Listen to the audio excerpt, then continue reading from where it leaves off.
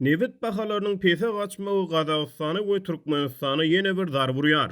8 martda möhüm OPEC Plus ýöne Saudi Arabistany bilen Orsiýetiň arasyna wajyp düşünüşmezlikden soň tamamlanmagy Newitin bahasynyň pese gaçmagyna getirdi. Girdejiler Newit eksportlaryna garaşly beýleki ýurtlaryň Newit bahalarynyň arzanlaýyşyna diňe öncülük etmekden başga çäreleri ýokdy. Bahalar ahir soňy martyň aýaklaryna kadalaşdy. Ýöne şonda da bu öňkü hepdeler bilen deňeşdirenine juda pesdi. Koronawirusyň ýaýramagy sebäpli dünýädäki petiklenmeler we munyň bilen bir hatarda ykdysady işçiňligiň pese gaçmagy Newite bolan talabyň düýpli azalmagyny we üpçünçülükdäki ummasyz artykmaşlygy alyp geldi. Newit köpdi, ýöne alyjy azdy. Bu ätiýaç Newit saklanýan ambarlaryň dolmagy Newitiň bahasyny ikinji pese gaçyşlyga ýol açyp 20 aprelde onuň Günwatar Texas aralyk bahasy barrel başyna gysga wagtlyk $0 aşagyna düşdi. Günwatar Texas aralykdaky iň pes baha Brent crude we Uraliýaly neft markalarynyň bahalaryny hem özü bilen aşağı çekdi. Bu ýalňyz budagyny iş alyp barýan käbir adamlar üpçünçülükdäki artykmaşlygyň hem de tarihdaky iň pes bahalaryň bir näçe aýlap dowam edip biljekdigini aýdýarlar. Hazır deňdiniň günnäwür tarapynda Gazagystanyň we Türkmenistanyň hökümetleri hususan Aşgabat çykymsızlykdan ellerini ukalaýandyr. Newitiň bahalary onuň bir barreliniň $20 biraz arzan bolan döwrü bilen 1998-nji ýyldaky narhlar bilen deňeşdirilýär. Newitiň 1998-nji ýyldaky bahasy Gazagystan we Türkmenistan üçin näme aňladýardy? Gurrungy Türkmenistan marada başlasak bu ýurduň 5 ýyl töwere wagt bäri duçar bolýan ykdysady betbagatçylyklar zynjyrynyň iň soňkusydyr. Türkmenistanyň iň esasy eksporty tebii gazdyr we Türkmen hökümeti ykdysady görkezjiler bermek istemeýänligi üçin döreýän köp çaklamalara görä gaz eksporty ýurduň girdijisiniň 70-80 göterümini düzýär. Dynansak Aşgabat üçin gazyň bahasy Newitiň bahasyny ýylaýar. 1998-nji ýylda Türkmenistan Russiýa bilen türkmen gazynyň bahasy baradaky dartgynly gepleşiklerde gulplandy. Şol döwürde köne Sowet infrastrukturasynyň mirasy bolan Rus turba geçirjiler arkaly ähli türkmen gazy henizem Ukraina, Gürjistana we Ermenistana eksport edilýärdi.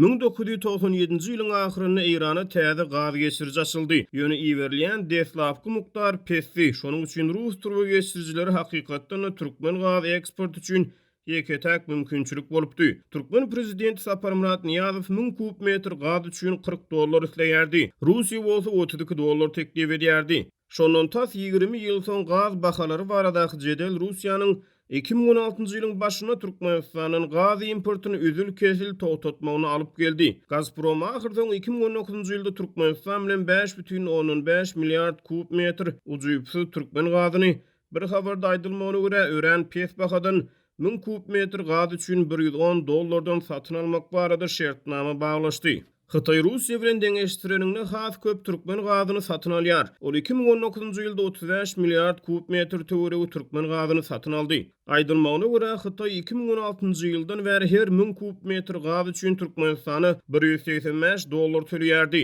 Ýöne 2017-nji ýylda Türkmenistanyň şol wagtky belkide ýeketäk gaz müşterisi Hytaý gazyň bahasyny arzanlatmak isleýärdi. Gazyň bahasy wagtynaky gepleşiklerde Türkmenistanyň ne Orsiýete ne de Hytaýa garşy hakyky täsir güýji ýok we ýakyn wagtlarda olaryň ikisiniň ne türkmen gazyny arzan almak babatynaky täze teklipler boýunça Aşgabat bilen habarlaşjakdyklar iki uçsuz ýenýaly. Türkmenistanyň şol ikisinden başga gaz alyjysy ýok. Aslynda Orsiýet türkmen gazyna mätäjimler Hytaý bolsa mart aýynyň başyna turba geçirjiler arkaly gaz importyny azaldyp suwuklandyrylan tebii gaz importyny ünferjekdigini aýtdy. Eger 1000 kub metr gaz üçin $110 gaty arzan baha hasaplanýan bolsa, onu 1000 kub metr üçin $32-40 köpüge deň niýetde boljak ýöne şu ýylyň agramly böleginde türkmen gazy şol nurha goloý bahadan bahalansa gerek. Olar ençimegedek beýläp geçişimiz ýaly Hytaýa iwerilýän türkmen gazy eksportynyň näwelli bölegi Türkmenistanyň Pekine gaz ýataklaryny özleşdirmek we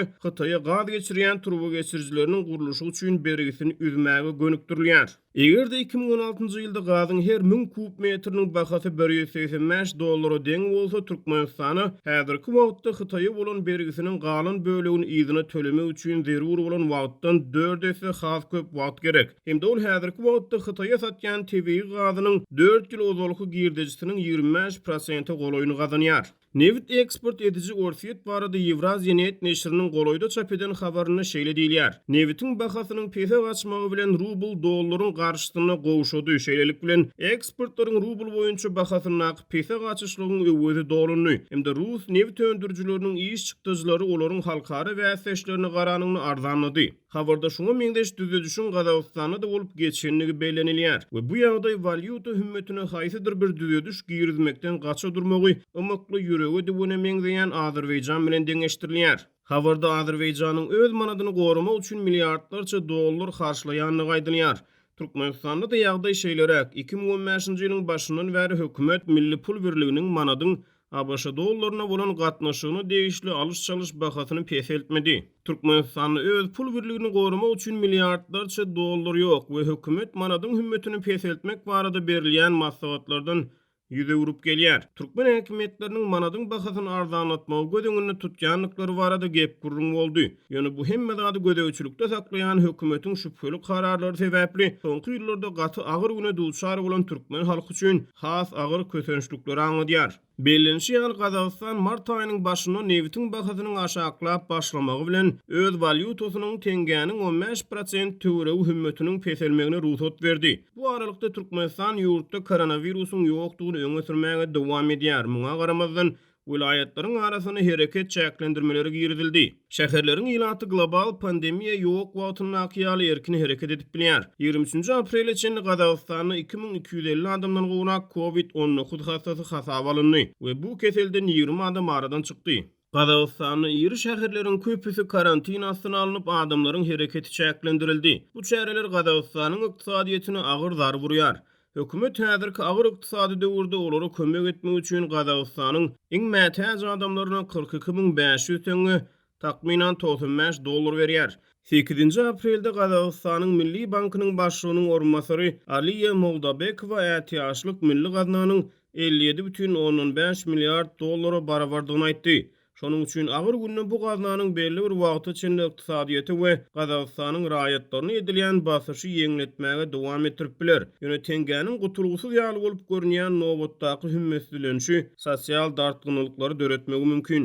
Ýöne egerde newitiň bir barreliniň bahasy şu ýyly $20-30 aralygyny galsa petiklenmeler aradan aýrylyp ýyry senagat tesgalary öz işine başlan ýagdaýynda da ýurt uly ykdysady kynçylyklar bilen ýüzbe-ýüz bolar. 7 martda Gazagystanyň energiýa ministri Nurlan Nogaýew biz newitiň barrel bahasyny $50-55 aralygyna çaklaýarys. Egerde bu $40 aşağı düşse hökümetiň çykdyjylary optimizirlemek boýunça plany bar. We biz bireýän munyň üstüne işläp başladyk diýdi. Şu ýylyň dowamyny onuň bahasy häzirki wagtda çaklanýan pes bahadan 2 hesse az bolmagy mümkin. Gazagystanyň başga eksporty ýok we newitiň bahasynyň pese gaçmagy bilen ýanygyç girdejileriniň öwredini dolmak üçin ýurduň buğday hasylyna täzeden üns beriler. Ýöne muňa garamazdan 2020-nji ýylyň galan bölegi Gazagystan üçin agyr, Türkmenistan üçin has agyr geçer.